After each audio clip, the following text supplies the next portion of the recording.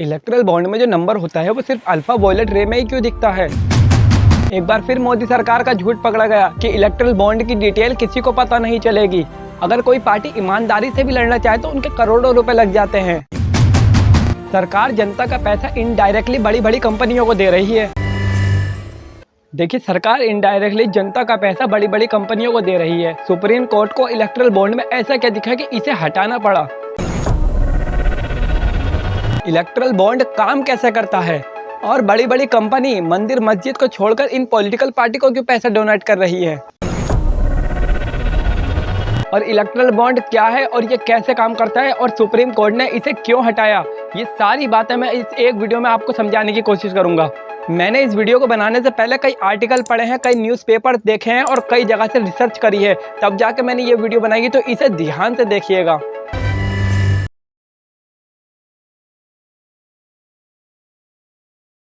देखिए, सन 2017 की बात है जिसमें मोदी सरकार ने इलेक्ट्रल बॉन्ड की स्कीम को चालू कराया था। देखिए, पहले ये होता था कि किसी भी पॉलिटिकल पार्टी को इलेक्शन लड़ने के लिए करोड़ों रुपयों की जरूरत पड़ती थी। जगह जगह रैली करवाना, पोस्टर लगवाना, बिल होल्डिंग छपवाना।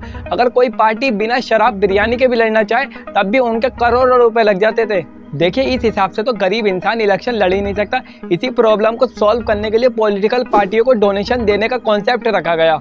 अगर कोई ईमानदार हो मगर गरीब हो तो इस डोनेशन के जरिए वो भी पावर में आ सकता है।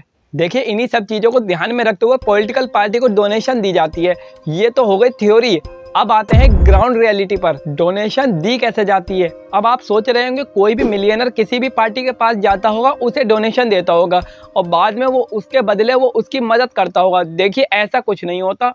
इसका जो प्रोसेस होता है वो थोड़ा यूनिक होता है।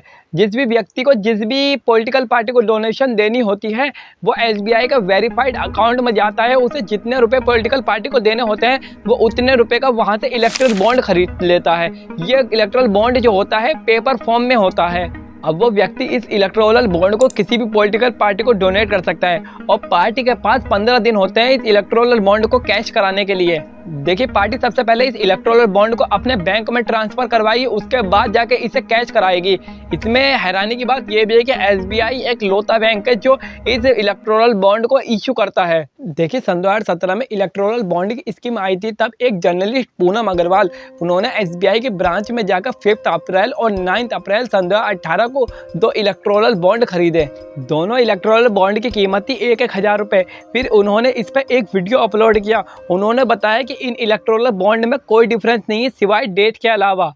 फिर इनमें से एक इलेक्ट्रोरल बॉन्ड को फोरेंसिक लैब भेजा गया जिसमें इन्हें एक सीरियल नंबर मिला। ये सीरियल नंबर सिर्फ अल्फा वॉयलेट रे में दिखाई पड़ता है।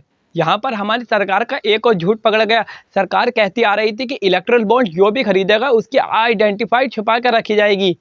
फिर उसके बाद फाइनेंस मिनिस्टर को भी मानना पड़ा कि इसके अंदर एक सीक्रेट यूनिक नंबर है। उस टाइम के फाइनेंस मिनिस्टर अरुण जेटली जी ने तो कई बार पार्लियामेंट में डिबेट में इस मुद्दे को छेड़ने की कोशिश करी। उन्होंने ऑपोजिशन पार्टी को समझाने की कोशिश करी, आप चिंता मत करो कि आपको कोई पार्टी डोनेट कर रही है, हम उसकी आइडेंटिफाई छुपा कर रखेंगे। उसके बाद रिटायर्ड लोकेश बत्रा जी ने एक RTI फाइल करी। उन्हें कुछ फाइनेंस मिनिस्ट्री के सबूत मिले और वह रिकॉर्ड भी मिले जिन्हें रिव्यू किया गया था हब स्पॉट के द्वारा। SBI ने कहा कि सीरियल नंबर के बिना कैसे पता चलेगा कि इलेक्ट्रल बॉन्ड किसकी है, कोई झूठी इलेक्ट्रल बॉन्ड बना के ले आया तो। फिर जनवरी सन 2018 को एक न्यूज़ आती है जिसके सेक्शन 64 में लिखा होता है कि SBI को अपनी सारी डिटेल लो इन्फॉर्मेशन के साथ शेयर करनी होगी अगर वो मांगे तो। SBI के पास इलेक्ट्रल बॉन्ड की डिटेल थी ही नहीं तो ये रूल कैसे काम किया। इसका मतलब समझे, ED और CBI जैसी एजेंसी सरकार के इशारों पे नाच रही है। ED और CBI जैसी एजेंसी चाहती तो वो पता कर सकती थी कौन सी कंपनी कौन सी पॉलिटिकल पार्टी को कितने रुपए डोनेट कर रही है। इसका मतलब समझे, पहला कि जनता का तो पता ही नहीं चलना था कि कौन सी कंपनी कौन सी पार्टी को कितना चंदा दे रही है। दूसरा, ओपोजिशन पार्टी को भी पता नहीं चलना था कि BJP को कौन सी पार्टी कितना चंदा दे रही है। लेकिन BJP को सब पता था कि कौन सी पार्टी को कौन सी कंपनी कितना चंदा दे रही है। वो तो हमें सुप्रीम कोर्ट का धन्यवाद करना चाहिए कि जिसकी वजह से ये घोटाला सामने आ चुका।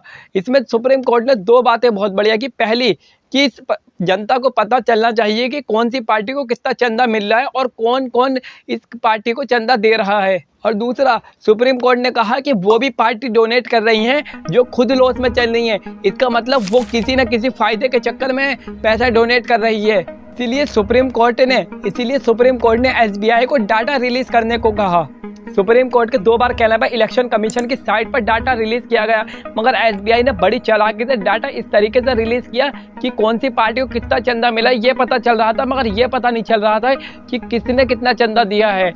एक बार फिर जनता से डाटा छुपाया जा रहा था, मगर सुप्रीम कोर्ट ने फिर डांट लगाई, कहा कि तुम इस तरीके से डाटा रिलीज नहीं कर सकते। मगर जो बाकी पॉलिटिकल पार्टी थी उनमें तो कुछ पार्टियों ने अपना डाटा खुद ही रिलीज कर दिया। उन्होंने कहा कि एसबीआई डाटा रिलीज करे या ना करे, हम अपना डाटा रिलीज कर देते हैं। इसमें कई कंपनियां थी, ABP news, MSP, MP, NSP, काफी कंपनियों ने अपना डाटा खुद ही रिलीज कर दिया। दोस्तों मैं आपको एक एग्जाम्पल से ये पूरा खेल समझाता हूँ। मान लीजिए आपके सामने 3 व्यक्ति बैठे हैं। पहला रूलिंग पॉलिटिकल पार्टी जो इस वक्त सत्ता में है, दूसरी बड़ी बड़ी कंपनी जिन्हें पैसा डोनेट किया जा रहा है, और तीसरी जनता।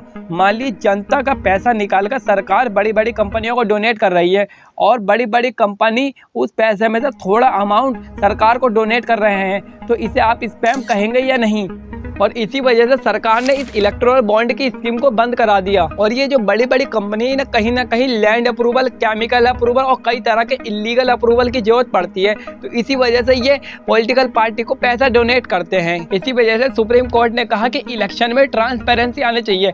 इस वीडियो को तेरी पार्टी या मेरी पार्टी करके मत देखिए, ये जनता का पैसा है। इस वीडियो को ज़्यादा से ज़्यादा लाइक करें, सब्सक्राइब ना हो।